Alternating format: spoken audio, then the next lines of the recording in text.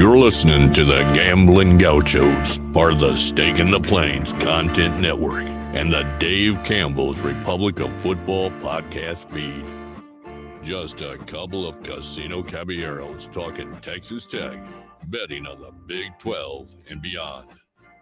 Now, here's Kyle Jacobson and Rob Bro, live from the Cardinal Sports Center studio. Welcome to the Gambling Gauchos. I'm Rob Bro. He's Kyle Jacobson here in the Cardinals Sports Center studio, a part of the Republic of Football podcast feed. You can find us where you find your podcasts. Just search Dave Campbell's Republic of Football. We'll be there in the feed. Joined today by Chase Kitty, the Lion's Edge podcast, Bet MGM. How you doing today, Chase? I'm doing great. Thanks for having me, guys. Absolutely. We're talking West Virginia today. You are a West Virginia alum, I believe. I'm a JMU alum, but I grew up in Morgantown, so I you get to claim some West Virginia status after that. That's what I did. I grew up in Lubbock. I did not go to Texas Tech, but by association, I'm a Texas Tech fan. So if you have to live in the town and live and die by it, I think you get to claim it. Yeah. So what do you think of your Mountaineers this year so far and head coach Neil Brown? Well, Neil Brown and his status and the overall finances of West Virginia and any related buyouts are kind of an insane topic right now. In terms of the team itself, so far, and I don't know how much good data we have to go on based on the fact that they beat an FCS team, lost to a top 10 Penn State team, and Pitt might really suck, as it turns out. So I don't want to join the throng of West Virginia fans who are freaking out right now. Very sober expectations. But I think I was a little higher on them to begin with than most people. I think, I saw a lot of stuff that was, hey, is West Virginia the 14th best team in the Big 12 coming into this year? And they're not very good, but I do think they're probably better than that. I think they're going to compete for a bowl bid. And I think when you look at the rest of the middle class in the Big 12, being a touch worse than it usually is. This is a conference where we're often impressed by how deep it is. Seems like maybe that's not the case this year, and I do think that opens the door for West Virginia to maybe win a couple more games than usual. I do agree with you there, and when we released our preseason Big 12 ballot, we were one of the few that didn't have West Virginia last. Now, like you alluded to, they weren't top half or anything, but they weren't last. And West Virginia fans seem to really appreciate that, almost like they expected to be picked last. And Neil Brown, he didn't really hold any punches during Big 12 media days saying straight up, I disagree with this. I think we're going to be better than that, and kind of listed the reasons why. Do you think there's a magic number he has to get to save his job, or is that hard to peg with kind of the basketball coach situation and a relatively new AD in Morgantown? So if there were no financial issues with the school right now, and I don't know how keyed into all that you guys are, because it is kind of secondary from the sports aspect of it. If there were no financial issues, I would think new AD, a coach that's going in the wrong direction, even if he wins 5 or 6 games this year, even if he gets this, 7-5, you're probably getting rid of him because there's not that much money left on the contract. There's not that many years left. The way his contract works is he's just owed the balance. There's no buyout that gets lower every year. You're paying him the balance of the contract if you're canning him. New AD, you would think, okay, they're going to go find their own man. They're going to make their own hire because that's generally how this works when you have a new AD come in. I really think, West Virginia just cut 29 academic programs because of financial insolvency issues that are going on with the university right now. So there's some real high-level administrative problems. I think even in the context of modern college football, where we have ridiculous buyouts being paid all the time, I think when you have those issues, it is really hard to pay a guy not to work. And so I suspect, unless it is a total train wreck, my feeling is that they're actually going to let him come back another year. And if he gets to 6-6 or 7-5, which 9 out of 10 West Virginia fans would have taken before the season starts, I think there's no way they can let him walk just because of the larger issues at play. It's a very unique situation, but that's my feeling on the Neil Brown stuff. Unless it's a total dumpster fire the next 9 or 10 weeks, I think he's probably back in 2024. So even at maybe 5-7, just sniffing a bowl game, he's back. I kind of think so. Yeah, it's a unique situation because in almost any other setup, 5 wins, new AD, the guy's gone. It's Yeah, just that's how this works now. And I think there are special rules in this case unless something changes dramatically with the school. fair enough. You mentioned kind of having a limited sample size of data this early in the season. Both squads, Texas Tech and West Virginia, have played an FCS opponent. Both have played a top 10, 15-ish opponent, Penn State for the Mountaineers and Oregon for Texas Tech. And totally different ballgame going to Penn State to play on the road versus Texas Tech getting to host Oregon. To kind of complete the 3-game sample size, how would you, just off the top of your dome, if Wyoming played Pitt at a neutral site, what would you guess the spread would be? I think Wyoming's pretty good. I'm sure you guys probably heard some crap after that loss. Like, it's tough to play in Laramie, and Wyoming comes back in the second half, and like I don't think that's that bad of a loss. So I would probably go. If you're setting a good line, it's probably more conservative. It's probably like, Wyoming -3.5, Wyoming -3. If you're taking into account, appetites to bet teams and stuff like that. But if I'm making more of a true odds post, I think it's like Wyoming 6. I mean, I think they're definitely better than Pitt. I think until you watch this Pitt team, like West Virginia's defense is not good. Like it's a weakness on the team. And the way they were able to limit Jerkovich and what that offense was able to do, I think it's a huge shout out to, what happened in the stadium and how raucous and loud and engaged the crowd was. But you can only go so far with a great crowd. It at some point comes down to the guys on the field. And a pretty average defense really shut that offense down. After the first drive, they really didn't do anything the whole game. So I just think Pitt's offense is so bad, it's kind of team breaking. It's a little bit, I compare it a little bit this week on the show, on the Line's Edge, to Alabama with like, hey, Alabama has some nice pieces, but the quarterback situation is so fundamentally flawed right there that the team is kind of messed up as a result. And I think Pittsburgh is a more extreme version of that right now. So on the whole, I think West Virginia, of the two big-time games, Penn State and Oregon, I think West Virginia had the tougher one by virtue of going on the road. Mm-hmm. And if we say West Virginia is a slightly better opponent than Pitt, do you think all things equal, we can say it's fair that both teams have played a roughly equal schedule to this point? No, I think Texas Tech has played a slightly harder schedule. I mean, Okay, West Virginia played Duquesne. Even I do a lot of FCS stuff, so I would even argue, like, if you want to compare FCS opponents, I think Texas Tech had the harder FCS opponent. I think Wyoming is better than Pitt. I don't know. I'm happy we played our schedule, not your schedule. I'll put it that way. Because I think if we played Texas Tech schedule, West Virginia's 1-2, and right now we played our schedule and we're 2-1. So, and that's interesting because I think coming into the year, a lot of people viewed West Virginia playing 2 Power 5 games in the non-con, that they had one of, if not the toughest non-con schedules in the Big 12. And a lot of fans like myself kind of just treat all FCS teams the same, unless it's like North Dakota State or, you just kind of say, oh, it's the FCS game. And, but there is a difference between certain FCS programs. And so anyway, I was looking at some of the analytics like FPI and Sagarin to see how Wyoming and Pitt stacked up, and those types of sources still have Pitt considerably higher. But I would trust kind of an odds maker more than those models at this point. So anyway, I was just trying to get my footing there in terms of who's played the more difficult schedule if they're roughly equal. And so I appreciate your insights there. Sure. Oh, you mentioned the raucous crowd on Saturday, that the backyard brawl. Is there going to be any kind of a letdown from the fans after that major atmosphere to do that twice in a row?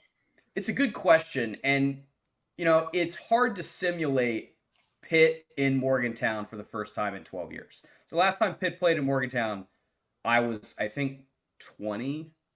And, I'm like married now. So, I mean, that's a pretty large gap.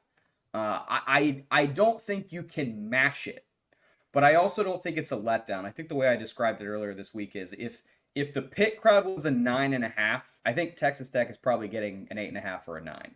And I feel that way because it feels like for the first time, like hope is a dangerous thing for a bad program and a bad team, right? And I don't know how hopeful West Virginia fans are going to feel in, let's say, mid-November. But right now, it's like the vibes are pretty good, and there haven't been a lot of positive vibes around the football team the last couple years. They're 2-1.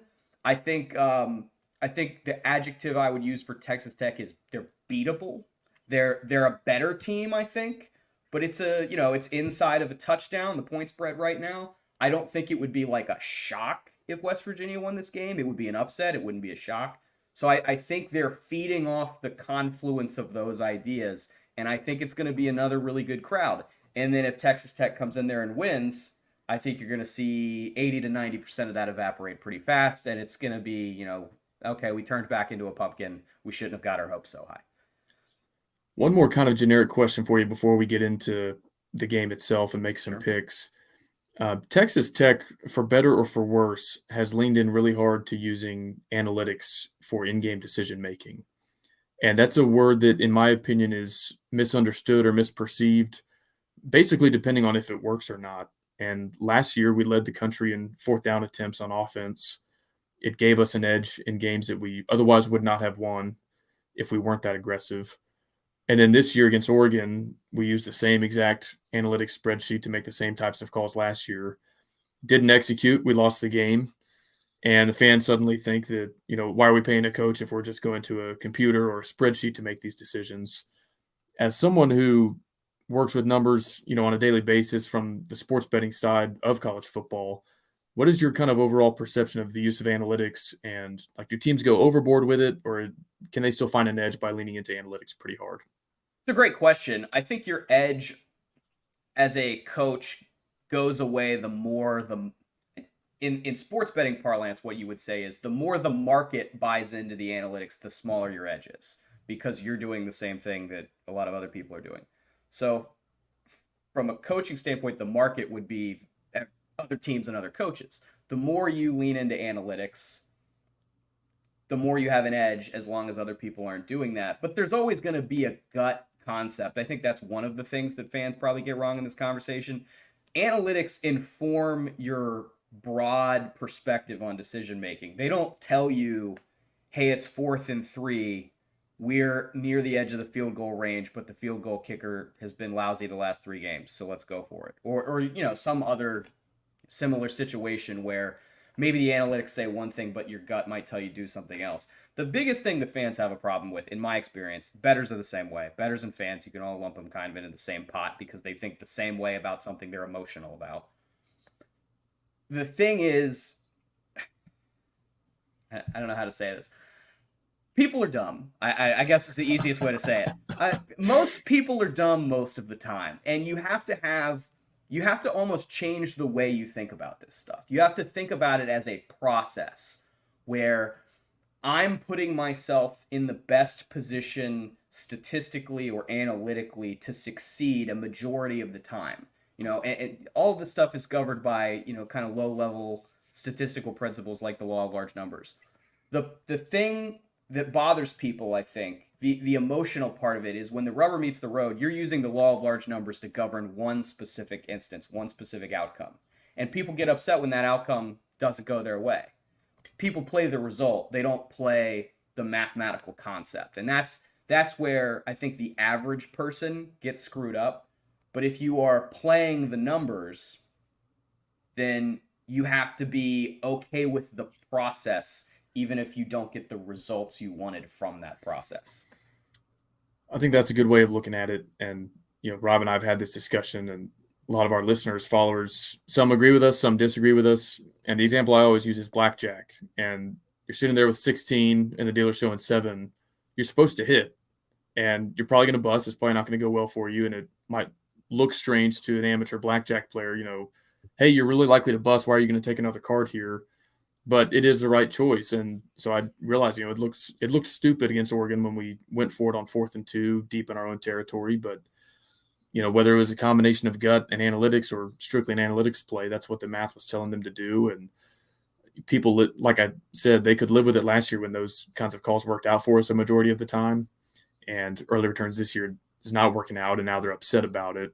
But that's a good example that you bring up, the 4th and 2.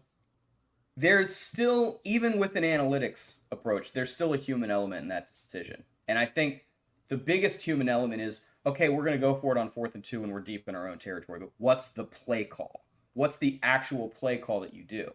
And, I mentioned I'm a JMU alum. We played UVA a couple weeks ago. I'm in Charlottesville for the game. Yep. Shortly after halftime, it's 4th and 1 on JMU's own 25, and they decide they're going to go for it. I love the call. Let's be aggressive. Let's go beat those snobby Virginia people. Let's, since the 81, let's do it. But the call that comes out of the coaching staff is a screen pass. They don't line up and just scrum it forward, Jalen Hurts style. They throw the ball behind the line of scrimmage and hope their receiver can make a play. Excuse me. And then there's even more human element in it, because the quarterback makes a bad throw and throws it too high. The receiver is not getting the ball where he wants to. Now he's got to go up and get it and make a move. So even when you make the correct analytical call, you still have to follow it up with good human level decision making. And that's where I think fans can be critical of the human part of it while still acknowledging maybe the analytical part of it. And that's pretty much, I think, where I landed, because we called quarterback power on that 4th and 2. It was the 12th time we had called quarterback power that game. Everybody in the stadium knew it was coming, including Oregon's defense, and they stuffed it and we didn't convert. And so there's always that element, okay, you make the decision one way or the other to punt or go or kick or not, but then you have to line up and execute if you are going to go for it, and that's where I feel like we failed. We have a comment. I challenge Kyle to come up with a different metaphor every time we discuss analytics. I won't come up with a totally different metaphor, but like you're saying, if you're counting the cards and you know for a fact that a face card is coming, then maybe you don't hit. But otherwise, if you're just vibe checking when you have 16 against a 7 or higher, you're making the wrong call in the long term. It may work out for you one hand versus another. But anyway, I'm with you that the call is one thing and then the execution is, a whole other thing. And that's where we failed against Oregon, in my opinion. All right, let's get into the game itself. Have you been impressed with Neil Brown sticking to the run when before the season he said he was going to go tempo and throw it all over the field? And you have the roster to run the ball, Neil. Just stick with it. Yeah, I think you're exactly right, Rob. What's the strength of the team? It's the offensive line. What's the strength of the team? It's the running game. It's the multiple running backs. It's the fact that, a week ago at least, I don't know if this is going to be the case against Texas Tech, but a week ago you had a mobile quarterback who was a great added dimension to the run game. I think it's just doing what makes sense and is sensible for the roster and the personnel that you have. Yeah, and West Virginia, very well equipped to run the ball. They have a great running back, an incredibly experienced offensive line. I've seen different numbers, I think. One figure, they had 105 combined starts coming in, and then I heard somebody else say 130. Either way, loads of experience on the offensive line. The center, Zach Frazier, is an All-American. But Texas Tech, I think maybe our defensive ends, edge rushers, maybe leave a little bit to be desired. But I think our interior D-line combo is going to be one of the better tandems that Zach Frazier goes up against this year with Jalen Hutchings and Tony Bradford. Any insight there into that matchup and kind of what you see from either side of the ball in the trenches? I think Pitt's got some pretty good talent along their defensive line too, and I think that's probably the best comp, at least from this year. It's a really experienced unit. It is on a team that doesn't do a lot well on the Big 12 level. You wouldn't put a lot of units up there, as this is probably one of the best, if not the best units in the Big 12. I wouldn't say that about almost anything on the team. Probably would say that about the offensive line. So I would expect a heavy dose of the run game. I think they realize their power is in, just old school projecting the strength of the offensive line, running you down for a full 60 minutes and hoping that the game is close late so that you can lean on those guys late and use the run game to succeed.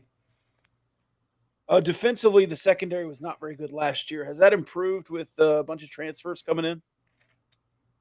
Maybe a little bit. I think, I'm trying to think what they ranked last year. I mean, it was sub 100. It might have been sub 120. It was bad. And in on the macro level, have they improved? No, I mean they're still average to below average, I would say. So I don't know that we're talking about making great strides here, but are they 5% better? Are they 8-10% better? Yeah, maybe. I still think you play a competent passing attack, which I don't know if they have yet. I mean, if you play Penn State in November, I think they'd be a lot scarier than Drew Aller's first college start.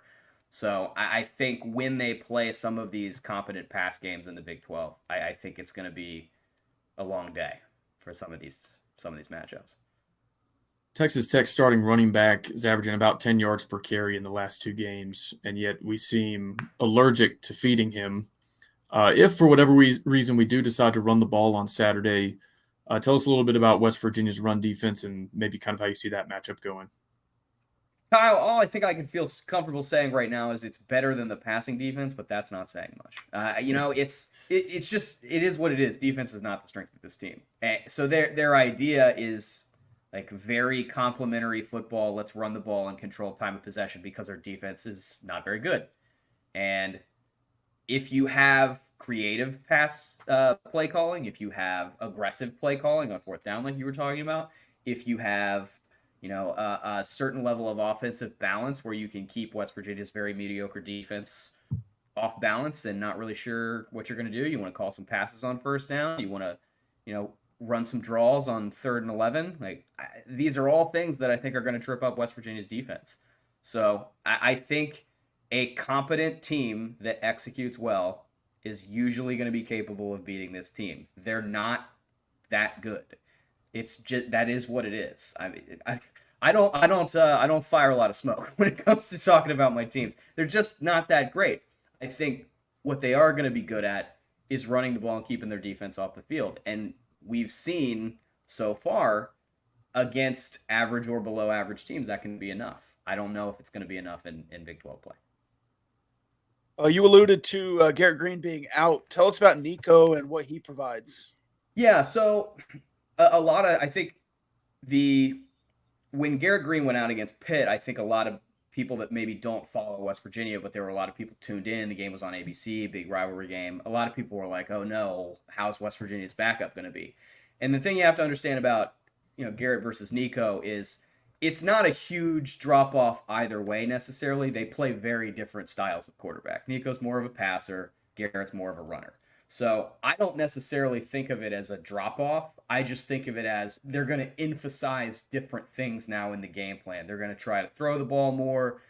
They might have maybe even some contrarian designed runs for Nico because that's not really what you think about when you think about his style of play.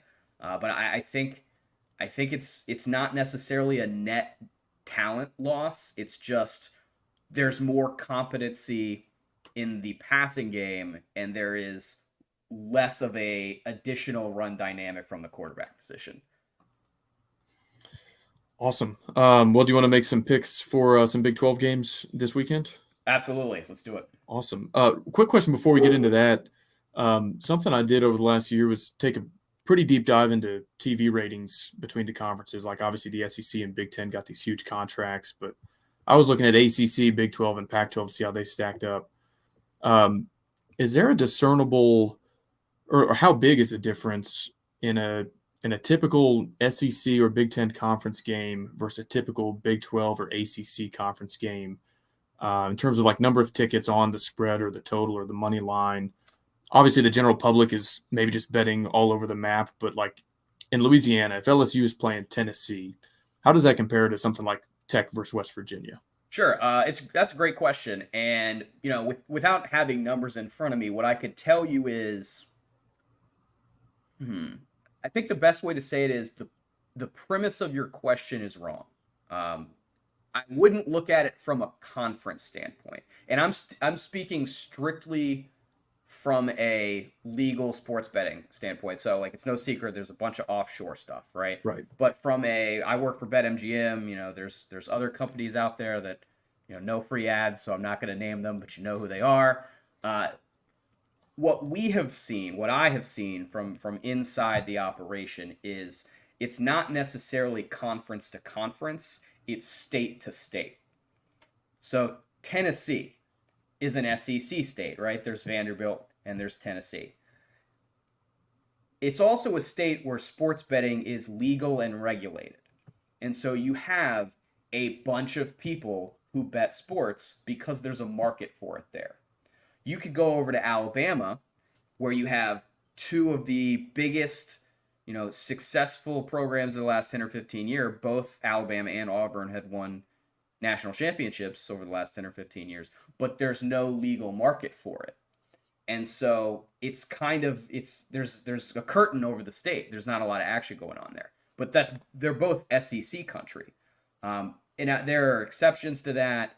West Virginia is a state where it's legal, and I would say from personal experience, culturally very accepted, but it's a small state. And so there's, it's a 1.8 million population. It's a very small percentage of what BetMGM's overall handle is.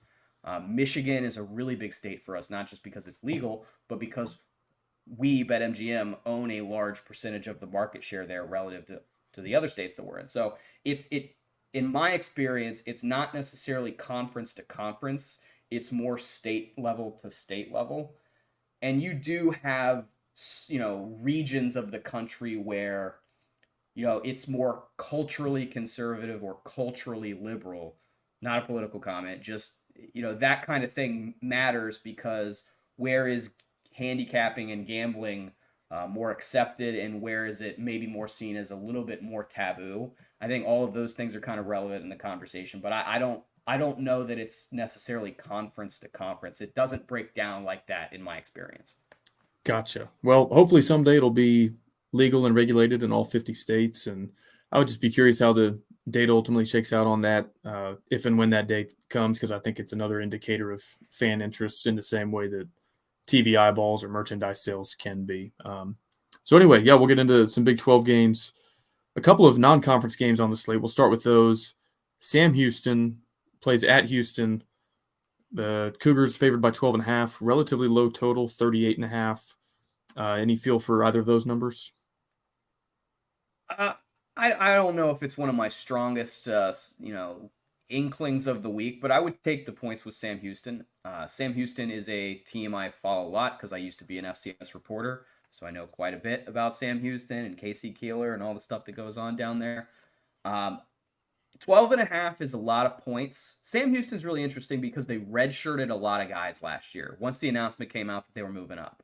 And so I don't want to say they sandbagged, but the team has more talent than you kind of realize. I talked with Phil Steele a little bit about this several weeks back too. Houston's not very good, and one of the rules is you don't lay double digits with a team that's not very good, because if they're not very good, period, they're even worse at covering by margin. So I think there's that aspect of it, and then I think there's maybe a little bit of a big brother little brother thing going on there, where you have to think Houston probably doesn't care very much about playing Sam Houston. You got to think those Sam Houston players really want to play Houston. That's a guess. I have no idea. But I think some of that stuff really matters, especially when you're catching a number like 12.5, which is an odd number. Like there's no big difference between 10.5 and 12.5. But I would take the points there. I kind of like Sam Houston as maybe a dart throw. That is one of Rob's favorite angles. If Louisiana Monroe is playing LSU, Rob is always like, hey, every kid on ULM, they wanted an offer from LSU, and so they're going to be playing with an edge. He loves that angle. The other non-conference game in Big 12 country, SMU at TCU, the battle of the Dallas-Fort Worth Metroplex. Skillet. Frogs, yeah, the Skillet. Frogs favored by 6.5, and the total is 64. I have no idea why TCU is a 6.5 point favorite in this game. I would love for somebody to tell me. Is this still? I think one of the themes this week, I know we're just talking Big 12 here, but when I looked at a lot of the national odds, I was a little surprised by some of the numbers. It kind of felt like they were being handicapped off of preseason reputation.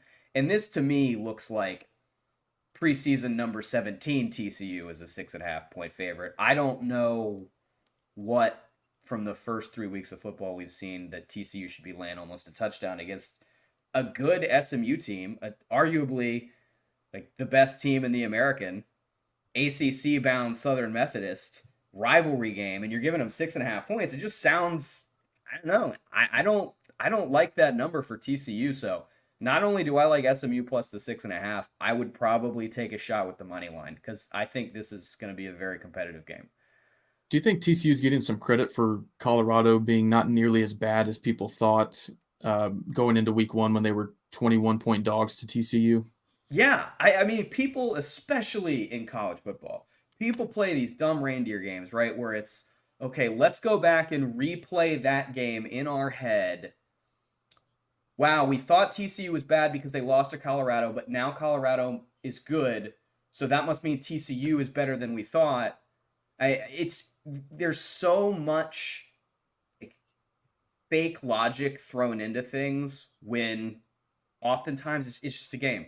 They lined up and they played a game, and that's the data point that you got. And if they played it on Sunday instead of Saturday, you would have gotten a totally different outcome. Maybe TCU would have won by 30. Maybe Colorado would have won by 20. Maybe it would have been 9-6 in overtime. Probably not. It's just the way we go back and replay results is really fascinating, I think, from a psychology of handicapping standpoint. So I do think that is part of what's happening here. Like it's they've been now forgiven because of what Colorado has done. When in reality, TCU lost a ton from last year's team. And I don't know how more people didn't understand this coming off of last season. Like this was not going to be a run it back TCU team that was going to compete for another playoff spot. Like, they're not a top 25 team. They never were. So yeah, I think 6.5 is a pretty hefty number to lay in this spot. I heard some pretty interesting commentary on how their receiving core would somehow be better without a first-round pick, and that the drop-off without the Heisman runner-up wouldn't be that bad. But I don't know. So this game we might look back on this in late November. This might decide last place in the Big 12. And by the way, I'm curious your thoughts on this. How in the world you handicap a game like this? But Oklahoma State goes to Ames. Right. Cyclones, after losing to Ohio, are 3.5-point favorites, and the total is 36.5. Can I tell you, I love this game and I'm betting this game. You sicko. Yeah, no, it's full sicko. It's absolutely right. One of my rules is if you see a college football total in the 30s, you have to bet the under. You just have to do it. Because it's like, I mean, it's like seeing a unicorn. Like they just, outside of Army, Navy, it's pretty rare. And it's an automatic under for me. And I've done this segment a million times on my podcast, but it's like, everybody knows college football has lots of offense. So if you hang a number in the 30s, you know you're going to take action on the over, and they do it anyway. And this number, this isn't like they hung it at 45 and it came down. They hung this in this neighborhood. You know you're going to take action on the over. They do it anyway. You know you're going to be underwater on the tickets. They do it anyway. So just the fact that the number exists suggests an under. That's kind of how I look at these numbers, and I love the under 36.5. I can't wait to do it. One of my first times ever sports betting, I was in Las Vegas for the infamous Cheez-It Bowl game between TCU and Cal. I'm sure you remember it. And the total was something like 34.5 or 36.5. And I sitting there, I'm like, that's like 20-17. Like, of course that's going to go over. Like, these dumbasses, why would they set it so low? And so I bet the over like a sucker. And of course it goes under. Yep. And yeah, now like that's a pretty good rule of thumb. If it's in the 30s, just take the under. That's funny. Now, I will offer you can go overboard. I still think it's an automatic bet, right? I still stand by the rule. But just because something is an automatic bet doesn't mean it's automatic. And I think when you look at both teams have ugly offenses, and now everybody knows it. They're combined 6-0 to the under. Like, when does the market start to price itself out? Like, there's an argument that that's what's happening here. I just don't care, and I'm betting the under anyway. Yeah. Love it.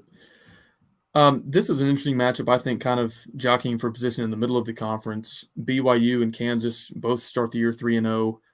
BYU is going to Lawrence, and they're getting 8.5 with the total at 54.5.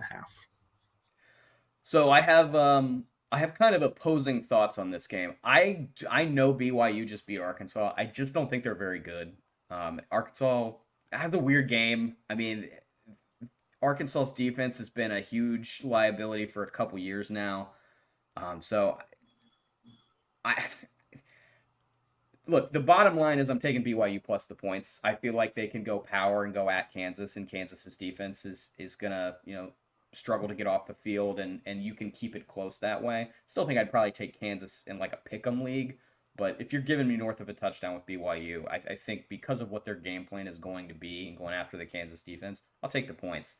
I think you said it right. Like, this is a middle of the pack game.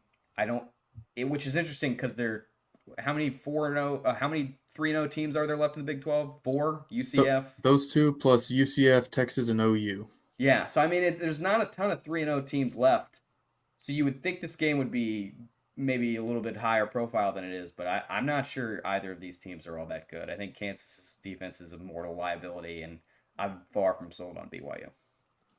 Yeah, I noticed BYU did not get a ton of credit for. I mean, fan perception wise, yeah, it was treated like a huge win, and it should be. And, they go on the road in Fayetteville, but those same kind of public analytics models, they didn't really give BYU a big boost. They're still kind of toward the bottom half of the Big 12. So, big noon kickoff is going to Nippert Stadium. OU is laying 14.5 on the road in Cincinnati. Total is 57.5, and I think OU is one of maybe only 5 or 10 teams in the country that is 3-0 against the number so far this season. Yes, that is correct. They are 3-0 against the number. I don't have a feel for this game. Definitely am not going to be betting it. I would maybe take, if you're the type that likes to take build a money line parlay, I think I would maybe throw Oklahoma in there if you're doing some kind of 7 or 8 team, behemoth. But other than that, no actual real life side on this. I would probably lay it with Oklahoma. The problem is, I mean, we were talking about not knowing what to do with West Virginia's schedule. I don't know what the hell you're supposed to do with this Oklahoma schedule. I don't put a lot of stock into the games they've played, but I also think Cincinnati's maybe the worst team in the conference. So I would, if I had to, I would lay the 14.5 with Oklahoma. Just a quick follow-up. You've said a couple times either you're betting a game or you're not betting a game. How does sports betting work when you're an employee of a sports book? Yeah, there's different rules based on what state you're in because you have the state regulators and then you have the industry regulators. I'm here in Virginia. I live in Richmond, in the city. So, and I work fully remote because BetMGM is based in Jersey City. So my rules are basically I can't bet at BetMGM. That's pretty much it. So I can take my business to any other legal sports book and bet there, and that is what I do. I like to think of it as, because obviously I've done this for a little while. Like to think I'm pretty good at it. I grind out a nice little profit. I'm just taking the margins of our competitors. That's what I like to think of it as. They pay me out, and I'm taking their margin. Gotcha. I didn't know if you got like an employee discount or you got some juiced odds at BetMGM or anything like that. It would be a very big problem if I placed a wager at BetMGM. Yeah, put it that way. And it sucks because they did. And I'm not a company shill, so I don't say everything that BetMGM does is awesome. But they did have a great NFL promotion where they were doing a free survivor pool. It was free to enter, and the purse was $100,000. And I was like, ooh, I would love to get into that. But yeah. Yeah. So this game I find interesting. I think these are two teams besides Texas and OU that are jockeying for, kind of that next tier in the conference that's trying to earn a spot in the championship game. UCF going on the road in Manhattan against Kansas State, coming off a loss to Mizzou. Wildcats favored by 5. I'm not sure their quarterback situation right now, and the total is 52.5. Yeah, so what I've seen is Will Howard is formally tagged as questionable, trending toward not playing. No idea if that ends up being the case. I could be wrong, but that's what I've read.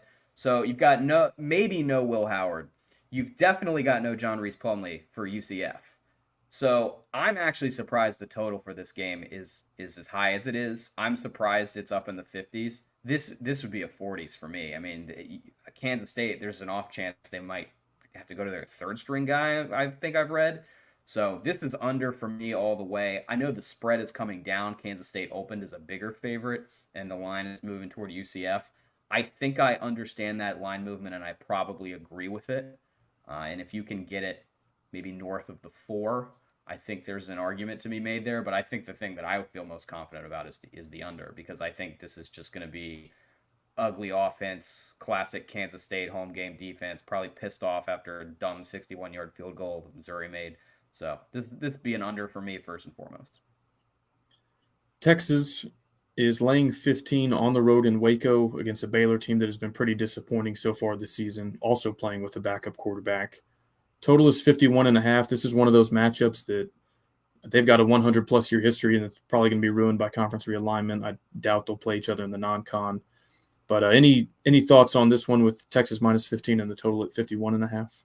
No real life bet for me. It's a big number. You understand why it's a big number. It's a team that's been really disappointing against a team that won in Tuscaloosa 2 weeks ago. So it's kind of like the Oklahoma situation. Not that Baylor is as bad as Cincinnati, but it's like that in that if I had to take a position, I feel more comfortable laying the points with the team that I fully understand, which is Texas. But Baylor can turn it on at any moment, I feel like, because they're underperforming against expectations so badly. And that's what really would scare me off for this, is that how much of this, the argument for Baylor is they haven't played to expectations, and if they get some positive regression toward the mean, you've just handed them north of 2 touchdowns, and that's pretty dangerous. So definitely a no play, but if I had to, I would lay it with Texas. Then, of course, the last one, Texas Tech on the road in Morgantown. This one's moved all the way to 6, and I think it opened at circa Texas Tech minus 3, so a not insignificant line movement there. And curious for your thoughts on maybe why that's the case. And the total is right now 55. My guess is that the people who are very smart and whose money ends up moving the lines saw the West Virginia outcome against Pitt and thought, yeah, that's nice, but I mean, congrats on beating a really shitty team by 11 points or whatever, but we still think you're not very good. And Texas Tech has maybe, they've been flawed through the first 3 weeks, but they're also not bad. So that would be my guess. In terms of handicapping where the number is right now, I think at 3 points, I understand what the argument is for Tech. I think at 6 or 7 points, I think the value is clearly on the West Virginia side. Tech, and you guys would know better than me, so you tell me off if you think I'm wrong here. I don't think of Tech as a team that plays super well outside of Lubbock. I think of Tech as a team that's really supercharged in its home games and doesn't necessarily play all that great on the road. Morgantown's a tough place to play to begin with. West Virginia often plays up to competition in home games because of that. I actually looked up how many times Texas Tech has been a road favorite for the last 3 years. I think it's 1 time, and it was Kansas in 2021. So who even cares about that? It was Kansas in 2021. Like, everybody was a favorite in Lawrence in 2021. Back before we cared about Kansas football, the days of yesteryear. Yeah, I mean, I think the value is on the West Virginia side after the line movement. That would be my guess. I'm not sold they can win, but I think if you're giving me a fat money line north of 2-1, I'd throw a dart at it. All right, those are the Big 12 picks. Thanks for joining us, Chase. Tell the people where they can find you, what they can listen to, and where they can see your work. Yeah, at Chase A. Kitty on Twitter, Lines Edge Podcast. There's a Twitter account for the podcast. There's an Instagram account for the podcast. There's a TikTok account for the podcast because we got to keep up with the kids. We got to keep up with the kids. Yeah, I mean, it's a fun little podcast I do for MGM, or I should say BetMGM because they're not the same thing. It's not the biggest podcast in the world, but we do okay. And I would say the pitch for the podcast is really positive data analysis and handicapping for the NFL. For tennis, I am just lights out on tennis picks. I would love to meet somebody that's better at women's tennis handicapping than me because I haven't yet. Obviously, there's a lot of college football, NFL, college basketball. And I have, because I'm not a podcast sponsored by BetMGM, I am a BetMGM podcast. I work for the company. So I have, access to some pretty cool numbers that I can share on the show. And it's a nice little show that I think you should stop by if you got a free 20 or 30 minutes on a Wednesday or a Thursday. Love it. thank you so much for joining us, and best of luck on Saturday, but maybe not too much. Yeah. So right back at you guys. Yeah. All right. Thanks, Chase. Yeah. Anytime. All right, there's Chase Kinney from the Lions Edge podcast, Hodgepodge, from BetMGM. Kyle, lots of good content there. Already the comments here, bring this guy back. That was a great interview. Interesting content. Love talking kind of behind the curtain on some betting lines and information. Used to get our friend from Bovada on. Maybe this guy's the new Bovada insider. Yeah, the BetMGM insider. And hopefully someday, God willing, sports betting is legal and regulated in Texas, and we will need a sports book to partner with. And I love that conversation. Great insights. I think the only thing we can really compare it to is when we talk to Tech Hoops guy, who's a pretty sharp bettor, and he knows the industry and everything. But we've never talked to somebody, like you said, on the other side of the curtain that is taking bets in some capacity. So I found that fascinating, and he had some really good intel and insights there for the Tech game and the other Big 12 games. So I enjoyed that conversation a lot. All right. You ready for a mailbag, or do you want to talk a little West Virginia, Texas Tech some more? Are we going to make Big 12 picks ourselves? We can. Okay, I figured we would get to it at that point. We do have a couple ad reads to maybe get to. Yeah, let's do that first, and then we'll keep a mailbag. The only thing I maybe enjoyed more than that conversation is a plate of Rahino barbecue, courtesy of our friends out in Olton, 45 minutes outside of Lubbock. Hit them up on social media at Rahino BBQ or visit their website, rahinobbq.com. You can place your order ahead of time there so you can beat the lines when you arrive. The Rahino Marketplace is now open 7 days a week, and brick and mortar open 4 days a week. They'll have the food truck in Lubbock every now and then. So like I said, follow them on social to check out that schedule. And thank you to Rahino Barbecue for their support of the podcast. All right. Ready for the mailbag? Yes, the Matador Transit mailbag. Let's do it.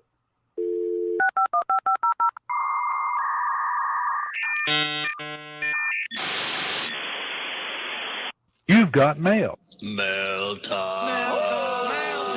The mail's here. Come on. I found these in my mailbag. Well, it's time to reach into the old mailbag here. Enjoy reading the fan mail. Don't read it all at once. Any mail for me? You don't have a Tic Tac, do you? Did I get any mail? No. Why not, honey? What would you do if an F-35 showed up in your backyard? I wouldn't recognize it as an F-35. It would just look like aircraft to me. Sure. So I would investigate for aliens. And if I find anything interesting, I'm probably hiding it or not hiding the jet, but hiding the fact that it's in my backyard in some form or fashion. And sitting on that, trying to figure out maybe how I can monetize that for some sort of purpose. But are you digging a hole back there? You don't have you don't have a barn or anything that you're. I'm not handing an $80 million jet back to the government. Like, hey guys, it landed right here. Here you go. I'm seeing if there's aliens or something on board. You think aliens are flying a F-35? Like I said, I wouldn't know an F-35 from. Fair enough. Any other combination of letters and numbers. Like, if you told me the flyover next weekend is a JJ280, I'd be like, oh, sweet. I have no idea. Are you familiar with the movie Ratatouille?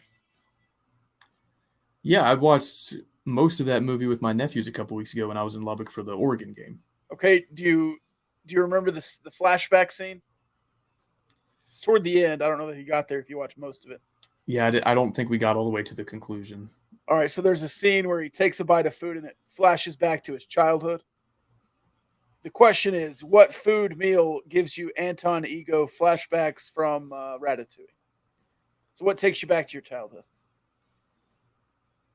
I don't know if I experience that with taste, but I do experience that with smell all the time.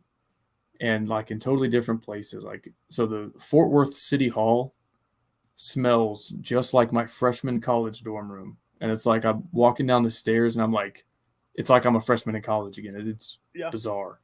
And if I walked into my elementary school and it smelled the same, like I would recognize it from 25 years ago.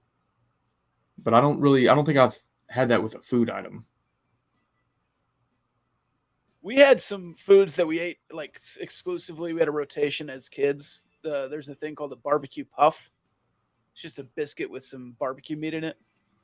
That would take me back because I haven't had it in 20 years. We just ate it as kids. Yeah, I think maybe if I had something like this would be a good one. So when I went on youth group trips in the summers as like a middle schooler, we would have these cinnamon rolls like in a plastic bag, kind of like a honey bun, but a cinnamon roll. And if I ate one of those for the first time in 20-ish years, it would probably take me back to something like that. This question is a do you agree question. Lamborghini CTO says customers need a supercar that can carry a mountain bike. Do you agree? I don't think so. No. If you can afford a Lambo, you can also afford a 4Runner or something else to carry your bike on. I was about to say, if you can afford a Lambo, you can get a Subaru. Oh, let's see. More likely to win a football game, start, bench, cut, 4 verts every play.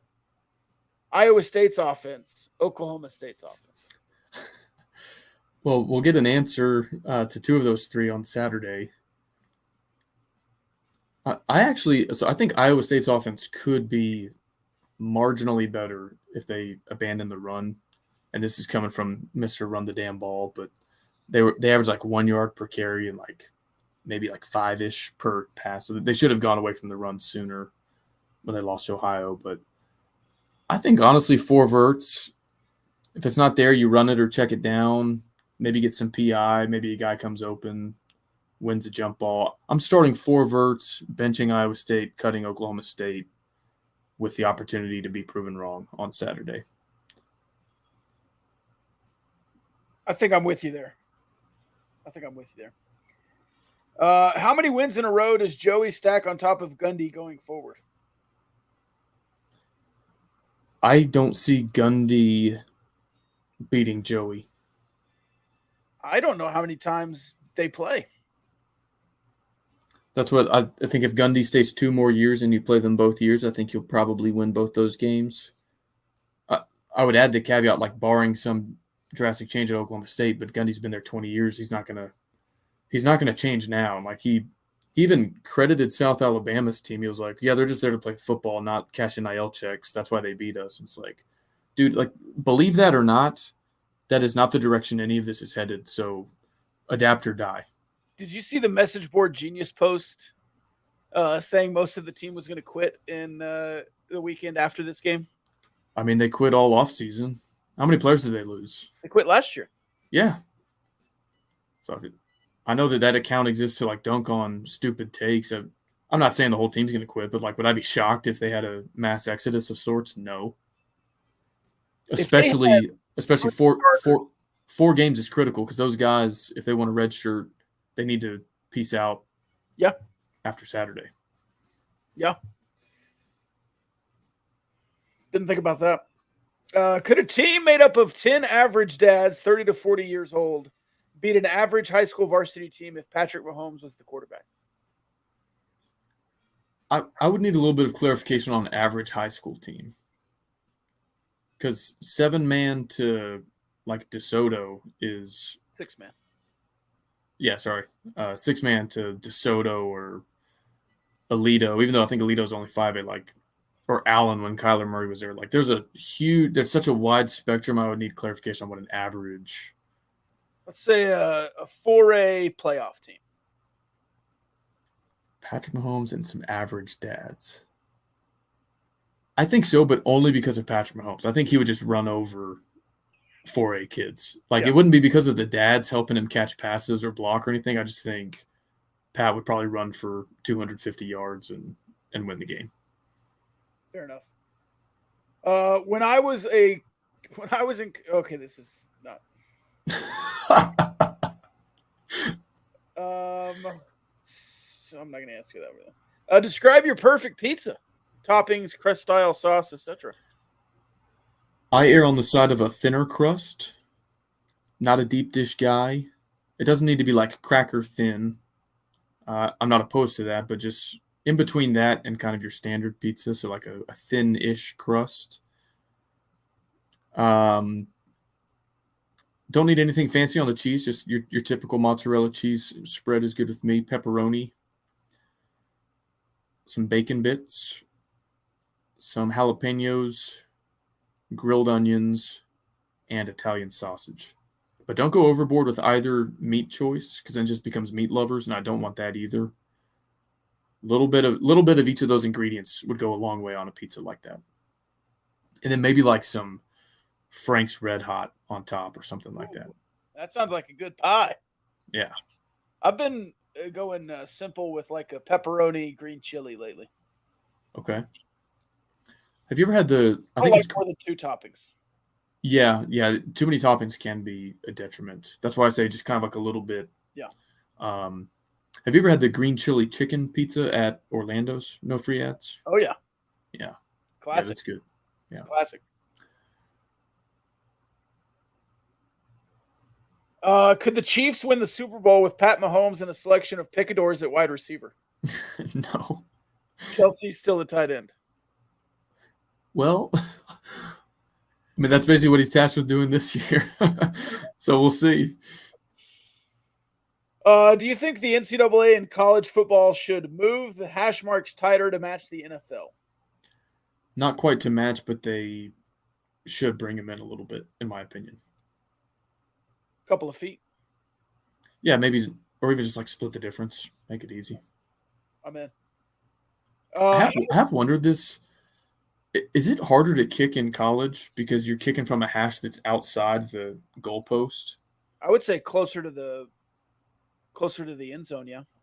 Like in the NFL, even if you're at the widest point available to snap the ball, you're exactly in line with the upright, correct? Pretty straight. I don't know if that's ever talked about. Like if a guy hits 85% in college, wouldn't you think he could hit 90% in the pros by just always being not a straight line, but not having to kick it sideways just to get it inside the nearest Well, I think upright. you see that a lot. Like you see a 90% NFL kicker and they're like, he was a 72% kicker in college. It's like, what? Like Austin Seibert was 80%. And college teams, maybe even NFL teams to some extent, they'll snap the ball not directly back. Like they'll have the holder set up 2 yards inside the hash if the ball is placed on the hash to try to, I think, mitigate some of that effect. Yeah. But anyway. How often do you think about the Roman Empire? I was asked this at work, and apparently this is a TikTok trend. Yeah. I said once a month, and it got this like huge react. They were like, what? And they're like, when do you think about the Roman Empire? And I was like, well, if you go to church, you know, the Roman government is brought up in scripture and just like stories related to the gospel. Not every sermon, but like if you go to church twice a month, maybe it comes up once. And then like in my line of work, politics, there's a lot of history and like our system, even our government architecture, like pillars that you would see at the Supreme Court building or somewhere like that in Washington, D.C. is architecture that we borrowed from the Romans. And so there's like philosophers and stuff that I like to quote or think about quotes by Roman philosophers that relate to politics and public policy. So I said about once a month, but I don't know how accurate that is. Yeah, I don't know that I ever think about the Roman Empire just out of nowhere. No, but like it's referenced in movies or songs or like I heard a song.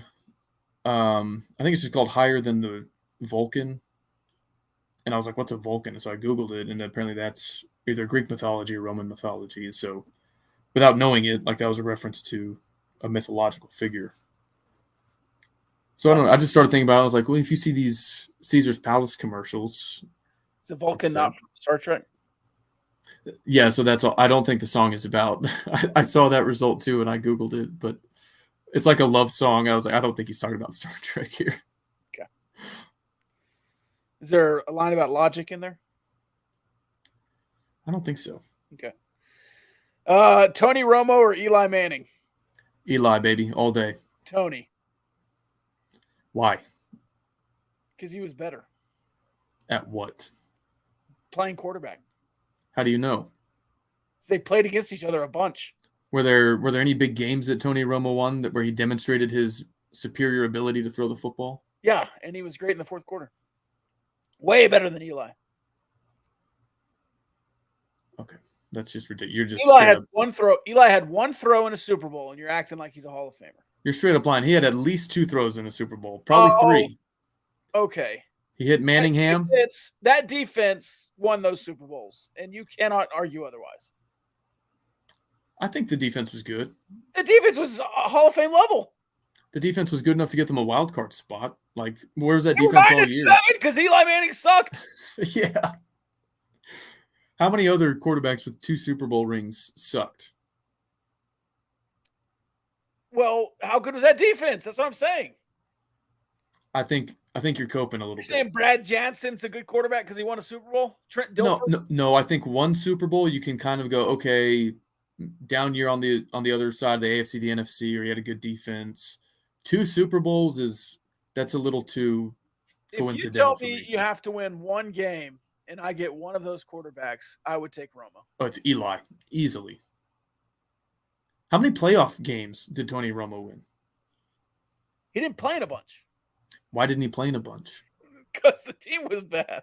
The team was bad. Okay, Terrell Owens, Jason Witten, Marion Barber. Yeah. Felix Jones, they sucked, right? No, they didn't. DeMarcus Ware, just a scrub. Kyle, I would take Tony Romo. I've seen clutch before, and I've seen Tony Romo fumble a snap to lose a playoff game. Eli Manning threw 2 Super Bowls. 100 interceptions in clutch moments. He also won 2 Super Bowls in clutch moments. He has as many Super Bowls as Romo has individual playoff game wins. I'm setting off my Siri here. I don't know how that happened. He did it throwing to Mario Manningham versus Chicago and a couple other games. Yeah, he threw like 5 picks against the Bills, and they still won. They won despite Tony Romo, not because of. In spite. Let's see. Which Texas Tech legend is most likely to join the FBI post-playing career? Have you seen this? Peanut Tillman is joining the FBI. I saw that he was with the FBI and that he reported the Bears' defensive coordinator for something. And then 30 minutes later, I saw Ian Rappaport say none of that is true. But to answer your question, Tony Bradford is the only one I know who explicitly wants to go into law enforcement.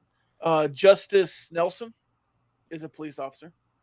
True. I was thinking current team. I didn't know if that was a parameter in the question or not. Texas Tech legend. I'm going to go with Tony Bradford. Okay. I think he'd make a good FBI agent. Fair enough. What are you laughing at? Well, some comments over here. And also, you're not classifying Justice Nelson as a legend. You just moved on from that pretty quick. No, Tony Bradford has been profiled about how he wants to be a police chief someday. And yeah. I had class with Justice Nelson. Oh, yeah? Yeah, in grad school. I guess he was probably a senior, but he was in grad school with me. Let's see. Favorite 3 traditions from other Big 12 schools? Eat shit, Pitt. It's got to be up there. The song. Are you like a Wabash cannonball bash kind of guy? I like the Wabash Cannonball. I love Oklahoma State's Spirit Rider. I love their Orange Power chant. I love their Pistols Fire and Hand sign. They have a lot of great traditions. I don't know how they do it. I don't know how they do it. So many great traditions.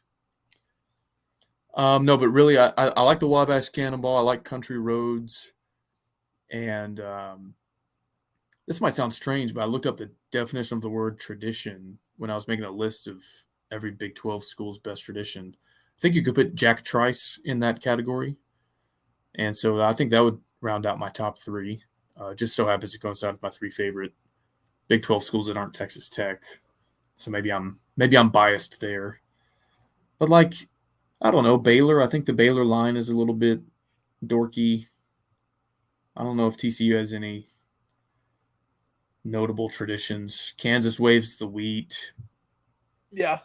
Oklahoma State stole all of theirs. So, yeah, I'll go with Country Roads, Jack Trice, and the Wabash Cannonball. But excited to maybe see some new traditions among the newcomers that we're perhaps not familiar with yet. I'm anti-paddle, just to set the record straight. Hate those paddles. They didn't get that one from us. No, they did not. That's the mailbag. Solid Shout out to Matador Transit. Matador Transit. You want to do some Big 12 picks? Yeah. Do we have anything else? I think we're good. All right. Do you want me to go fish for these lines? Brandon Sharshit says TCU's weird ass chant. The riff ram boom ball zippity Zoo. Lickety lickety zoo zoo. Beautiful. Ooh wah wah hoo. So do you want me to go fish for these lines?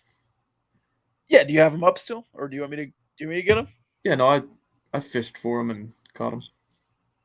Oh, I know what I want to fish for. I want to go wade fishing in the legendary Baffin Bay. With Reckham Outdoors. Reckham Outdoors online and on Instagram. Reckham Outdoors has some great fish picks. Some of my favorite fish picks. You just hold them up like that. I'm going to Photoshop a fish in here later. Be a great Photoshop. But they don't have to Photoshop because they catch great fish. In the legendary Baffin Bay, wading out directly into the water, getting some fish on the line. What a better feeling than being out there with some bros, doing some wade fishing in legendary Baffin Bay. It's all West Texas, but if you're on the coast of Texas, call up Captain Preston Long and the Reckham Outdoors people. They can get you set up. We can kind of rapid fire most of these until we get to tech, since we already got some great analysis from Chase. We'll start with the toilet bowl here. Oklahoma State plus 3.5 in Ames. Under. I like that rule of thumb because a lot of people see 30s and they go, oh, yeah, surely they can get to the over. They probably don't. I guess I'll say Oklahoma State plus 3.5, but it might be 10-7. I mean, really. BYU plus 8.5 in Lawrence, Kansas. I've got BYU on this one. I think that's a lot of points to cover, and they just did it against Arkansas. I think Kansas and Arkansas are similar. Yeah, like I said with Chase, they apparently got like zero credit for winning at Arkansas. And I'm sure Arkansas is flawed. I get it. To get more than a touchdown, though, in this spot, I like that. I'll trail you there and say Cougars plus 8.5. SMU plus 6.5 at TCU. He thought this line was absurd. Do you agree with him? Yeah. Now that he said that, I agree with his reasoning. I didn't think much of it before. I would pick TCU in this line. But I think I'm just biased. I don't think much of SMU, and it would be hilarious for them to buy their way into a power conference, quote unquote, a power conference, and then get hammered by TCU. It would just be funny to me to raise $200 million in a week and then get hammered by TCU. That would be funny. And the TCU accounts that we follow on Twitter would have a field day. I'm going to go with SMU plus 6.5 as like an emotional hedge against that. Because if TCU wins, it'll be fun on Twitter. But just in case they don't, give me SMU plus 6.5. Big noon kickoff. OU is taking their last trip to Cincinnati as a member of the Big 12. Historic rivalry here. Sooners are laying 14.5, and the total is 57.5. Yeah, I'll take the Sooners here. I don't think Cincinnati's very good. They beat Pitt by 6 as well. I think Pitt is really bad. Yeah, I thought that win looked impressive at the time. I was like, hey, they went on the road and beat a Power 5 opponent. That's more than I thought they could do this season. And then I saw Pitt against West Virginia. I was like, holy cow, how did they ever score? So, yeah, Sooners 3-0 against the spread. I don't love the hook, but kind of like until they don't cover, I guess I'll just keep taking them.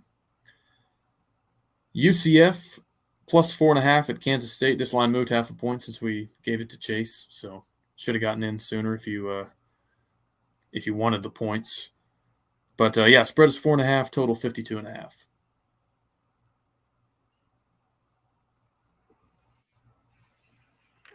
I don't know. I don't really have a feeling on this one. Over. Give me the over. I wouldn't touch this in real life either without knowing Will Howard's status. I guess I lean Kansas State. I think they're the better team, and I think they can get there at home. But are they going to just release the backup? Because he looks electric. He's small, yeah, but he looks electric. They might not have a choice. Maybe they go 2 quarterback with some like running sets with Avery Johnson, and then allow their other guy to get some drives or throw it. But maybe they just hand the keys to Avery Johnson. I don't know. I think that's his name, Avery Johnson. Yeah. Texas minus 15 at Baylor, total 51.5. Give me Baylor. It's a Big 12 game. Early, they look like they are awful. Baylor does. So I think Texas could absolutely overlook them here in a spot. Maybe looking ahead to next week. Yeah, again, I don't love this pick. I could totally see what you're saying playing out. I took Texas in the Pick'em group. I guess I'll just stay with that so I'm not talking out both sides of my mouth. Sam Houston State at Houston. Do you even care enough to make a pick, or do you want me to just? Again, under. I Okay. think that's 38.5. I'll pick them to cover because if they don't, automatic dub next weekend. Okay, Tech, West Virginia. We kind of covered a decent amount of that with Chase. Any additional thoughts before we get to the picks? Yeah, I hope. Don't get too excited there, Rob. I hope that that you can stop the run. I hope that they try to run the ball a lot, and I think this is a quick game. But I just have a feeling it's going to be close. I don't know why. If you cover, I think you cover late.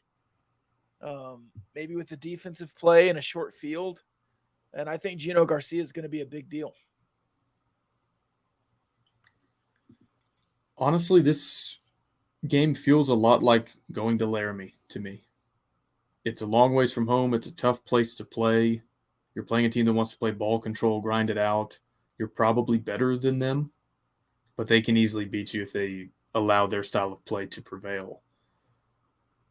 Throwing out the Duquesne game and the Tarleton State game, and I thought Chase had good insight about how not all FCS opponents are created equal, but just against FBS competition, Texas Tech average turnover margin per game is minus 1.5. West Virginia plus 1.5. Plays per game, we run 78. West Virginia runs 65.5. That's pretty significant. That's like 2 full drives, maybe 3 drives. You beat them in yards per play, yards per rush, yards per pass, all of it. They run the ball 2/3 of the time. You only run it 41% of the time, and a lot of that is Tyler Shuck scrambling. As we know, less than that even is handing the ball off to your first-string running back. They have not thrown an interception against an FBS opponent. About 5% of our passes are getting picked off. That's 1 out of every 20. That's a first half in our offense. Wow. Let's see. Some other ones that jumped out at me. 3rd down conversion percentage. We're hitting 50% against FBS competition. They're only hitting 31%. So that's going to be critical. I think that's most of the stark differences that I wanted to point out. Yeah, I think that covers it. But this line opened where we thought it would on Gaucho's After Dark, sponsored by Barnett, Howard, and Williams. We thought 2.5, 3, and it was 3 at circa. Moving to 6 or maybe even 6.5 some places really scares me. I don't think we're built to cover that.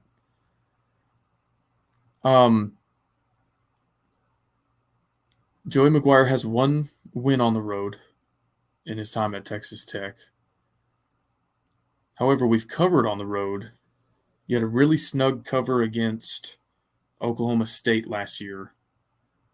I don't think you covered against Kansas State, but it was snug. You beat Iowa State as a 2.5, 2-point underdog.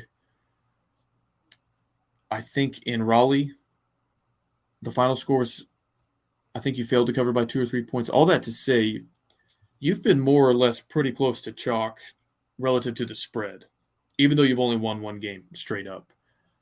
So that actually does give me a little bit of optimism. And Chase pointed out that, okay, we've only been favored on the road once in the last 3 years. Well, that kind of speaks to maybe how bunk the statistic is that we only have one road win under McGuire. Like, when you line up as a 8 or 10-point dog on the road, you're usually not going to win that game. Right. So I don't know. I'm sort of trying to rationalize in my head and talking out of both sides of my mouth. Like, you're getting a lot of respect, way more respect than you ever get on the road. And so far in the Joey McGuire, you've gone pretty much chalk relative to the spread on the road. But I don't know. I think the crowd in Morgantown is going to be a factor. He said hope is a dangerous thing for a program that isn't very good. But energy is good for a fan base, and momentum is good for players. I got to tell you, I don't love this spot at all. I'm not confident that we can go into an environment like that. And even against a below-average team, like Chase was saying, just execute well enough to win the game by more than a touchdown. I don't think we'll cover the 6. I don't think we'll win, to be honest with you. I think we could. I see this game being ugly, like Laramie. I think it'll go under. I predicted 27-24 West Virginia on a West Virginia podcast, and I think I'm going to stick with that. So did I. At pretty much the same time. Except I have Texas Tech winning. Yeah. I mean, I think if it was at home, I would feel differently about it. Yeah. If West Virginia's style of play was more like the old Neil Brown and not run it 2/3 of the time like you should, Neil Brown, I would feel better about it. But I'm trying to think through a scenario where they don't drag us into the mud with their style of play, and it's 13-10 at halftime, and it's just the kind of ball game that you don't want to be in, just like in Laramie. Like, I just don't see us really thriving in that sort of game, that sort of environment. Isn't their style of play kind of what we want the Red Raider offense to be with Tyler Shuck? Yeah, I was thinking through it. So I think of your run game, Taj should get 2/3 of it. Shuck should get 1/3 of it. So if you throw the ball 40% of the time and run at 60, that would be close to 45% Taj, 15 or 20% Shuck, and 40-ish% throwing the ball. And maybe that's too run heavy, I don't know. And you can massage those numbers based on what unfolds during the game. But yeah, I would love to at least get to 50-50. And if you're running the ball half the time, I don't want it to be the quarterback on 75% of those snaps. I do think that what makes West Virginia good, their offensive line, we can hopefully neutralize a little bit with our interior defensive linemen. I think that's if this was a Cliff team with a couple Cliff defensive tackles going up against Zach Frazier, I'd be like, yeah, they're going to 2014 Arkansas us and just run it up the gut for 8 yards per carry. Right. I'm nervous about the inside linebacker depth behind that, if they are able to get to the second level. But you've been pretty good against running backs. Like, I think quarterbacks are averaging more yards per carry against you in the 2 FBS games than the running backs are. And so if Garrett Green doesn't go, I think Nico is semi-mobile, but not at the same level that Garrett Green is.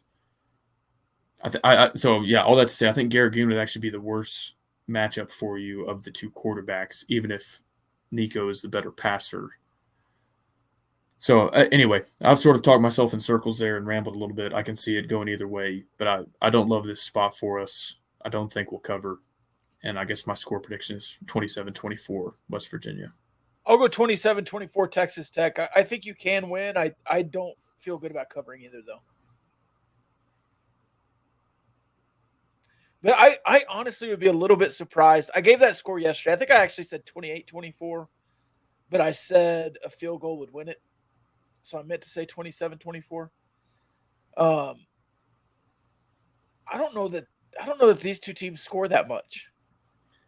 No, I mean, I've seen some of those charts plotting, our quarterback play and offensive efficiency, and we're like bottom quarter nationally among the Power Five. Like Yeah. it's not only leaving something to be desired, it's bad. And yeah, Pitt's offense probably a whole other level of bad. But I don't think we're like a tweak or two away from just being a really efficient offense. I think like average relative to the Power Five is kind of our ceiling this year. Or a quarterback away. Yeah, but I mean, like how feasible is it, Yeah. I just feel like you have some things to work through. For sure. All right. That's all I got. Yeah, I hate to end it on like a negative note there, but I don't know if anybody would tune in if every week we're like, yeah, Tech's going to win 50-0. I mean, I would love to be wrong. If we go cover the 6 on the road in Big 12 play, I'll be over the moon. And y'all can join Gauchos After Dark Saturday night to tell me how wrong I was. I would love to eat crow. I would love to watch that. So, give me a final score prediction For Texas Tech, West Virginia? Yeah. 27-24, Texas Tech. Tech. Okay. So we got the same score, just opposite sides. Yeah. All right. Well, as always, thank you everybody who tunes into this podcast. Something we forgot to promote. We're trying something a little bit different this year with our Discord community. We've invited West Virginia content creators like Irrational, if you follow him on Twitter, Moneyline Mac, who you went on the Ryan and Rush Show podcast yesterday. We've invited them into the Discord so that it kind of gives Texas Tech fans a direct line to chop it up with them, ask them some questions, maybe gain some additional insights on the opponent.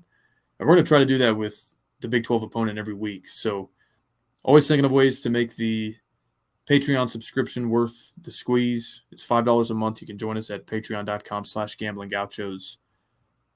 You get some analytics posts, some sports betting posts, some exclusive interviews, and access to the Discord server. So it's a good time. A portion of all proceeds go to the Matador Club. We would love for you to join us over there as well, and appreciate you for joining us here on the podcast. There you go. That's all I got. Love y'all.